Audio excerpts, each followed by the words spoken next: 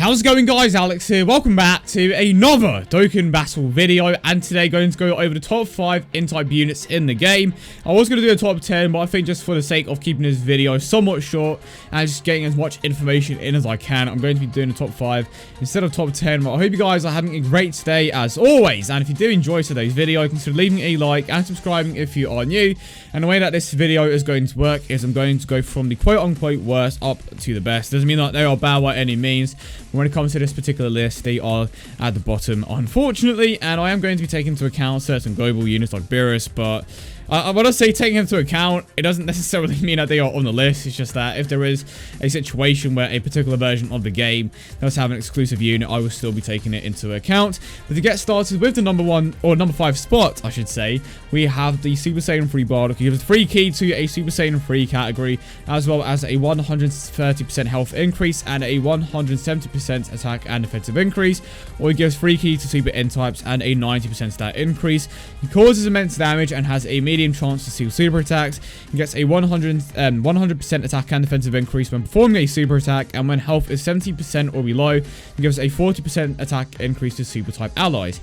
His link skills are Super Saiyan experienced fighters, over in a flash, prepare for battle, fierce battle, limit breaking form, and first awakened. The categories that he is on, pardon me, of course, is the Super Saiyan 3 category and the Resurrected Warriors. He has a 12 key multiplier of 150%. So his leader skill is clearly very good, because it's one of the very few categories in the game that actually gives a 170% attack increase. The 30% chance to seal super attacks is, I mean, that's good because it happens somewhat frequently. It's basically equivalent to the chance to pull off a crit with an N-type unit. It's still a 30% chance, because of course the highest that you can get is a 15% or a level 15, which is 2 points or 2 percentage points per point that you give. Well, to him, if that makes any sense at all. So let's say you have a level 15 crit, that's just going to be double of what it is. So yeah, it's pretty straightforward stuff. So it's 30% chance, which is decent. It's something that people tend to overlook just because it's not guaranteed. And also because most Dokkan events can't be sealed now. So it's like, well, it's cool because it can work against certain events like Super Battle Royale, but for the most part, it's not going to work against the actual Dokkan events. And one portion of the passive that people tend to overlook as well is the 40% attack increase to super type allies. And let's just say this is a scenario that tends to use quite a lot.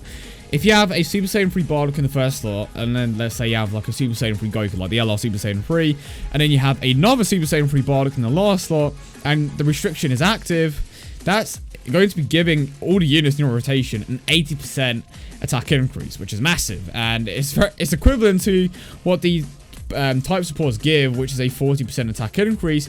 If I'm not mistaken, the support units actually give a defensive increase as well, but that's not as important as the attack increase, if that makes any sense. The one that stands out the most out of that particular increase is going to be the attack increase, which is what the Bardock gives. And again, it's very overlooked, and his link set is also very good. He has Super Saiyan experienced fighters, limit breaking form, and the first awakened, and force fierce battle, which are all attack links. And his best attack link, well, quote unquote, when I say best attack link, I mean that it's the one that gives the biggest increase, which is the first awaken, and the first awaken provides a 25% attack increase, which is going to be sharing with the Ultra Instinct Goku on an N-type team. He also has experienced fighters, which he is going to be sharing with units like Goji. So you're going to be activating the majority of his attack links a lot of the time, especially when Goku gets that Dokkan Awakening. I'm going to use this as an example. So let's say you have Super Goji set in rotation. That's instantly Super Saiyan and Experienced Fighters active, as well as the Fierce Battle link.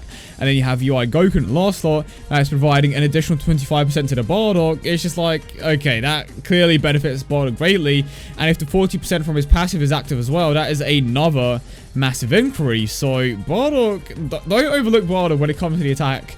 Or what he can output in terms of attack. You may not get the biggest attack increase, but the amount of boost that he gets from his own passive as well as the links definitely make up for it, which is why he is worthy of being in the number 5 spot, on top of having one of the best categories in the game.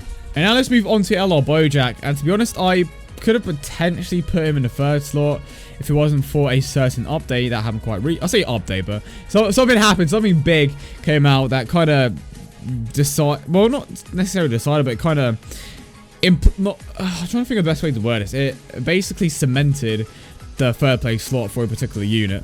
But it gives 4 key to extreme types, as well as a 100% stat increase, 2 key to super int types, and a 70% stat increase. Causes colossal damage to the enemy and lowers defense. Causes mega colossal damage and gives a 40% attack increase for extreme type allies for 1 turn. Do not get us confused with the increase that Bardock gives, because the super attack mechanic and the passive increases work completely differently.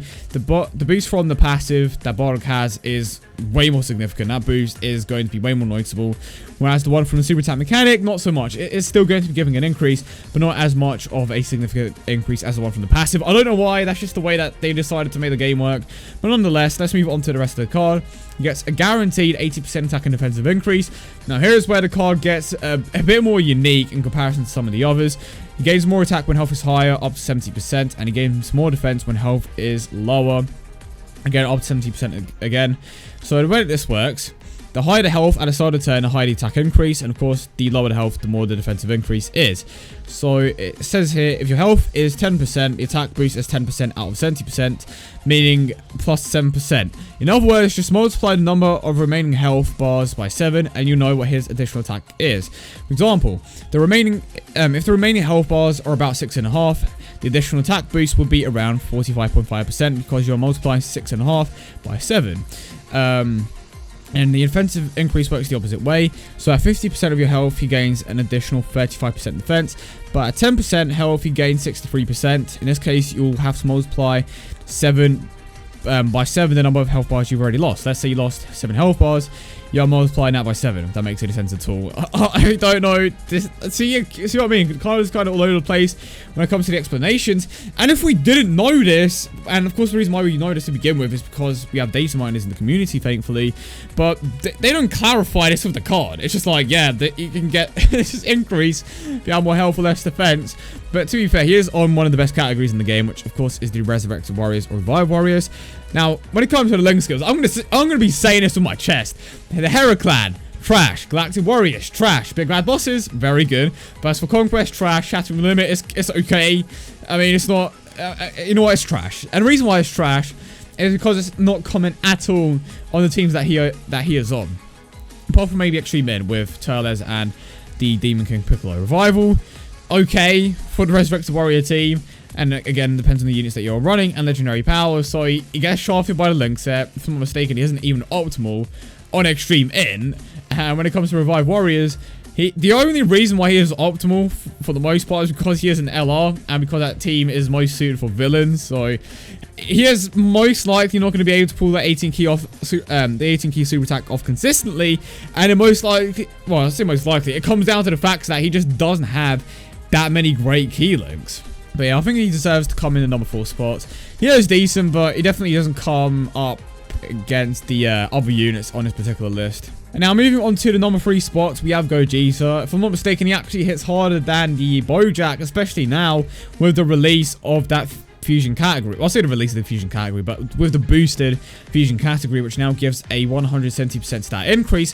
Before it gave 150, so it gave a bit of an increase, nothing too significant, but it's still an increase nonetheless. But the thing that does it for me is honestly the fact that he has a great link set.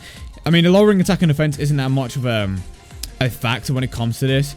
But again, he does lower the attack and defense of the target by 20%, which is there. But the thing that makes the biggest difference by far is the fact that he has the effectiveness against all types. And again, he has a great link set. He has Super Saiyan. I mentioned this before. Experienced fighters and fierce battle with the Super Saiyan 3 Bardock. So he has an incredible partner in that particular unit. He also shares multiple links with the Bardock over in the Flash and prepared for battles. When it comes to linking and just activating every single one of his attack links and just being an extremely effective unit, he does what he was made to do, especially when he is linked up with particular units. And he is like one of the hardest hitters in the game, especially thanks to that category now. And like I said, he hits harder than the Bojack, if I'm not mistaken, which is basically the most important thing about Dokkan right now. Like, if you can't hit hard, it's just like, well, you can be okay in certain scenarios, but if you don't hit hard, it's just like, yeah, whatever. And it's a bit of a shame that we are currently in a meta like that, and it most likely will be like that for the remainder of the game's life. But he is there for what, he was designed for. He is there to hit hard, and that's exactly what he does. His leader skill may be somewhat outdated because the categories are obviously the best teams in the game now. Well, I mean, when it comes to the leader skill, Bojack does take it by far. Well, I'll say by far, but he takes it slightly, to be fair. But, like, overall as a unit, Super Goji definitely is the superior unit in that sense, especially thanks to that buff to the fusion category. And now moving on to the number 2 spot, we have LR Gohan, who gives 3 ki to INT types as well as a 90% stat increase. With his 12 ki super attack, he causes mega colossal damage, and with his 18 ki, he causes mega colossal damage and raises his attack for 1 turn. He gets an 18% attack increase per orb obtained, and whenever he collects 1 ki, he gets an additional 1 ki. So, for example, if you were to collect an INT type orb, which will give 2 ki, you get 3 because of that additional 1 ki that he gets from the passive, and if you were just to collect a neutral orb, he would get 2 ki instead. His link skills are Super Saiyan, Gaze of Respect, Kamehameha, Prepare for Battle, Shocking Speed, Fierce Battle, and Legendary Power. Now here is where the problem kind of starts to kick in. He is on the Hybrid Saiyan team, and now here is the issue with this particular category. It only gives a 130% attack increase, whereas the others are getting like crazy increases like 170%, 150%. Like Gohan struggles from the fact that the category that he is on only gives an additional 10% on top of the mono category, or mono team. For example, in Gogeta gives a total increase, well, with a double lead of course, of 240%. Hybrid Saiyans, 260. You can definitely see the difference there between a category like Super Saiyan 3 that gives a total increase of 340%. That's an additional 80% attack to particular units, so they'll struggle from that. I would imagine that once they release the inevitable Namek Saga, not Namek Saga, the Cell Saga category, I should say, that we are going to be getting a massive increase for the LR Gohan. But that is legit the only downside to him, but it's nothing that he has control over. His card is great. He is always going to be getting the AC Ki super attack, especially if you pair him up with Rage Trunks. He has very good attack links. He has very good key links, which honestly he doesn't even need.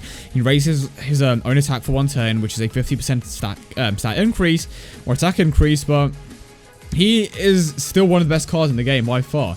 Is he the best LR now? He isn't, but it mostly comes down to the fact that he just doesn't get that much of an attack increase from the category that he is on. And of course, the reason why he isn't in the number 1 spot is because a more overpowered card came along. And it was pretty obvious from the start. Of course, in the number 1 spot, we have Super Vegito, or Super Saiyan Goku and Super Saiyan Vegeta. There's just nothing else to pretty much say about this card, because he has Super Saiyan, Experienced Fighters, and Fierce Battle, which he is going to share with units like Super Gogeta, if you're on him on that the entire team, that is, as well as the Super Saiyan 3 Bardock. But his main team is going to be the Potara category, which provides 3 ki to Potara units, as well as a 170% health and attack increase, and a 130% defensive increase, or gives the 3 ki and a 90% stat increase to INT types. Now here's the thing. Can run INT type units in that particular category because of the 3 ki and the 90% stat increase.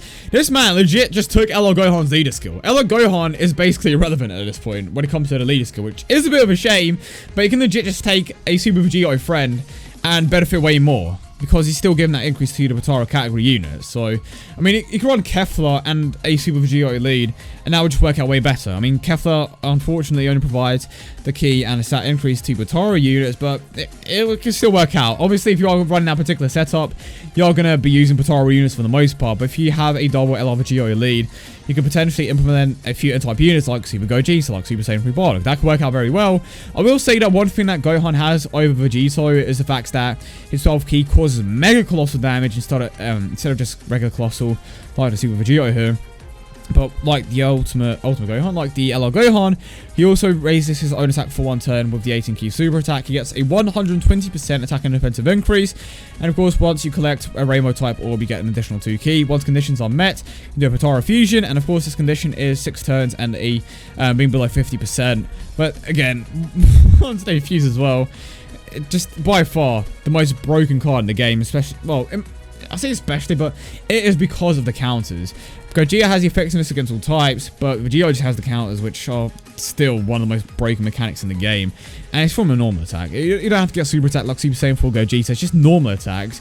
And the amount of damage that the counters can output is just absolutely ridiculous. But again, he comes in number 1 spot. Again, let me know in the comment section down below if you agree or disagree with any of the choices. But yeah, that's pretty much the list. Number 5, we have Bardock. Number 4, we have your boy Full Power Bojack. Number 3, Super Goji. So number 2, we have Full Power Gohan. We have LR Gohan, and in the number 1 spot, we have Super Vegito. But I hope you guys did enjoy the video as always, and if you don't forget to leave a like and subscribe for more. Hope you guys have a wonderful day, and I will see you all in the next one.